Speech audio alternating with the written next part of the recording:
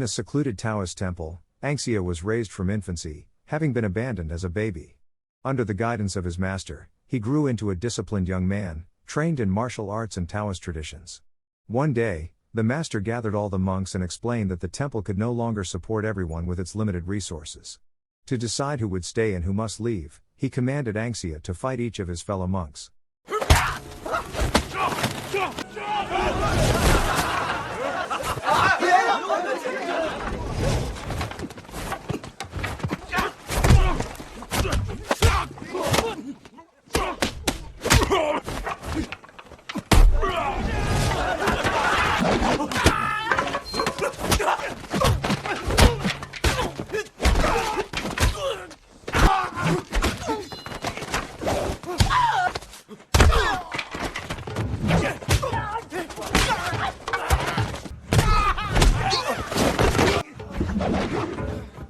Anxia displayed extraordinary skill, defeating them all with relative ease.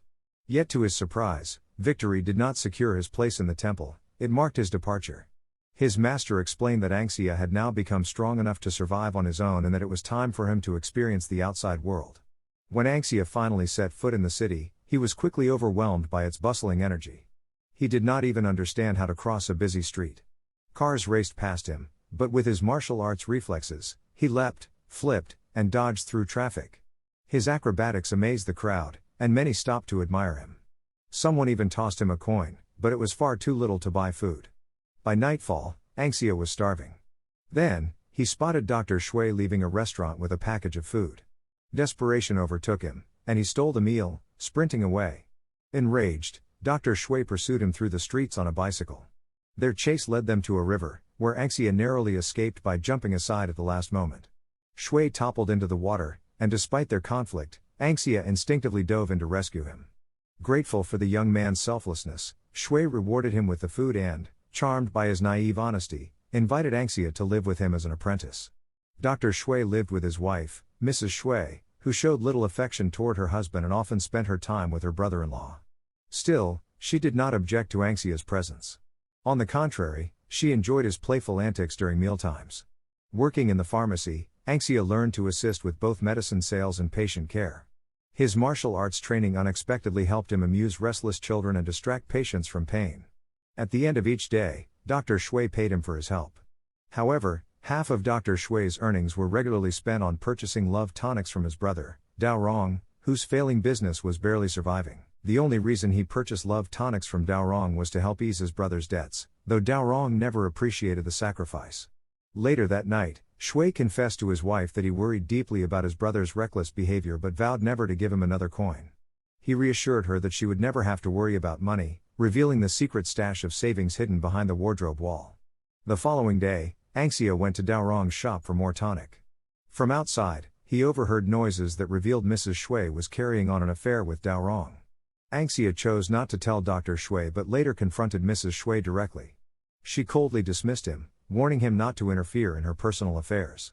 Sometime later, Dao Rong played on her sympathies, weeping about his debts and hinting at ending his life. Moved, Mrs. Shui agreed to help him. He gave her a stronger love tonic for her husband. That night, Mrs. Shui attempted to steal the hidden savings, but Dr. Shui caught her in the act. Believing Anxia had revealed everything, she confessed about Dao Rong but swore the affair was over. Still, misfortune struck soon after. At night, Anxia was startled awake by Mrs. Shui's frantic screams. Dr. Shui had collapsed during intimacy and died suddenly. Heartbroken, Anxia remembered Shui's promise that he would never go hungry and accepted the responsibility of running the pharmacy. While managing the shop, he discovered the empty tonic box, which deepened his suspicions. With Shui gone, Dao Rong shamelessly arrived to collect Mrs. Shui, ignoring Anxia's pleas that they observe the traditional 7 days of mourning. Together, they went boating. During their excursion, Mrs. Shui noticed Dao Rong's cold indifference toward her husband's death. She realized he had poisoned the tonic, sparking an argument that rocked the boat until it began to sink. Locked inside, they were trapped and faced drowning. Anxia reached them in time but hesitated, torn between anger at their betrayal and the impulse to save them. That moment of hesitation was enough, he failed to rescue them. Racked with guilt, he fled to a temple and prayed. Abbot Rusong ordered him to kneel before Buddha as punishment for allowing death.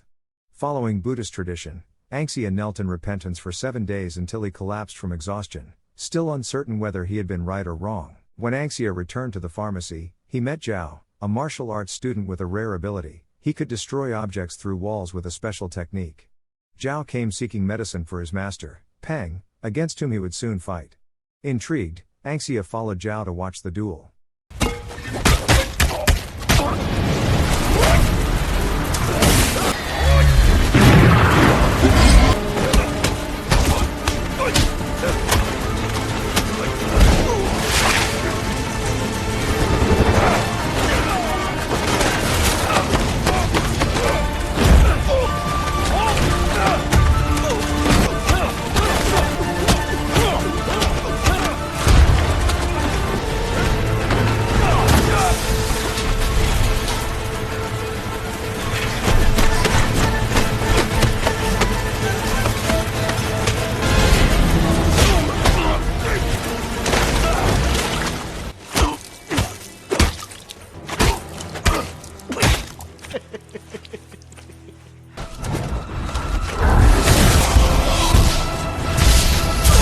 Refusing to yield, Zhao unleashed his hidden technique, striking a decisive blow with improvised props.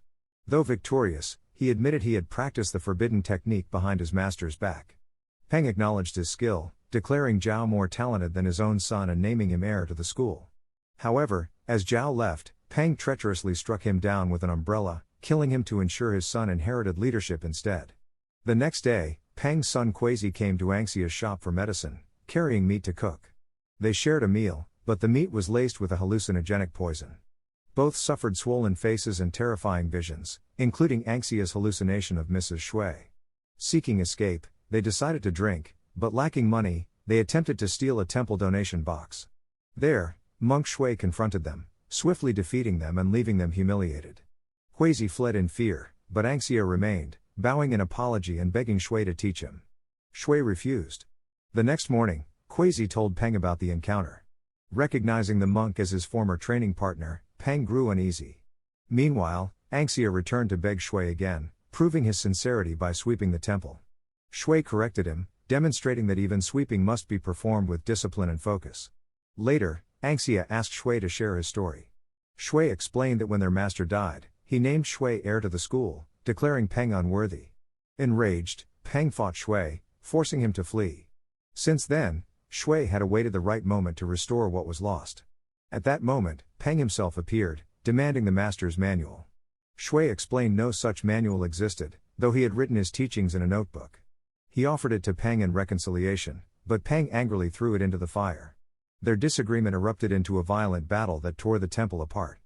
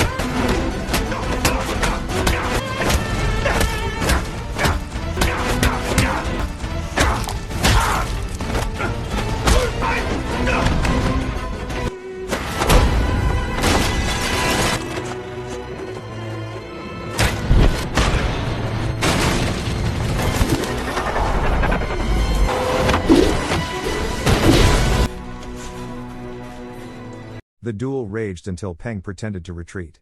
Instead, he struck through the temple wall with his secret technique. Shui defended himself with his broom, conjuring a shield of swirling leaves. Their powers clashed under the full moon, with Shui drawing energy to manipulate water from a fountain. The clash backfired, injuring both men. Peng escaped, collapsing upon returning home. Meanwhile, Anxia revealed he had saved the notebook from the flames. Soon after, Shui was ambushed and fatally shot. As he lay dying, he asked to see someone named Cha. Anxia, not knowing who that was, brought him to Abbot Rusong, who comforted him. With his final breath, Shui accepted his fate and departed peacefully. Later, Peng discovered it had been his own son, Quasi, who had pulled the trigger. Seeking Cha, Anxia traveled to the city and found him performing on stage. Cha revealed he and Shui had once served together in the army, where Shui had saved him during battle. Furious at his friend's death, Cha vowed revenge. After clashing with Commissioner Liren, Cha displayed his martial prowess by easily defeating his men.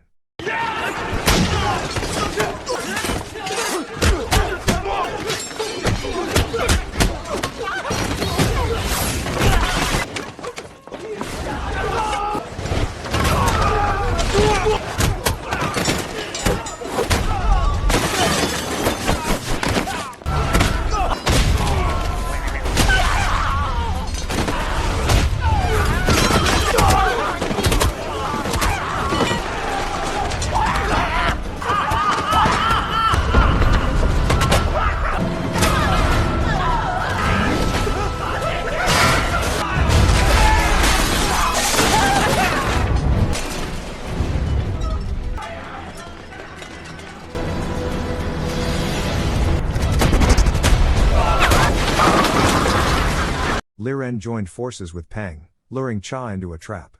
But Cha and Anxia fought side by side, defeating their enemies.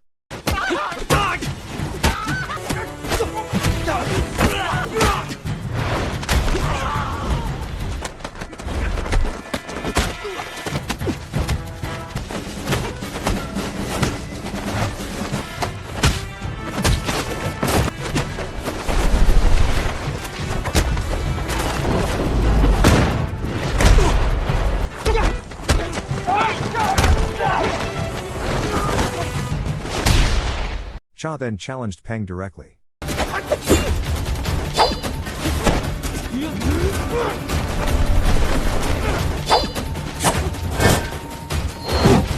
Despite the injury, Cha gathered his strength and struck a sunlit spear attack that wounded Peng severely. Before dying, Peng confessed he had killed Zhao to protect his son. At that moment, Quasi admitted his own guilt. Realizing the cycle of vengeance had to end, Peng sacrificed himself, offering his life so his son could be spared from hate. Meanwhile, Commissioner Liren tried to escape, but Anxia and Cha pursued him. In the final confrontation, Cha used his spear to send Liren's car into the water, where it exploded. With vengeance settled, Anxia returned to the mountains to complete his training. Having now experienced loyalty and betrayal, good and evil, he finally reached the wisdom to balance discipline with life's complexities. Thanks for watching. If you are new, don't forget to subscribe for more of these recaps. Until next time, have a nice day.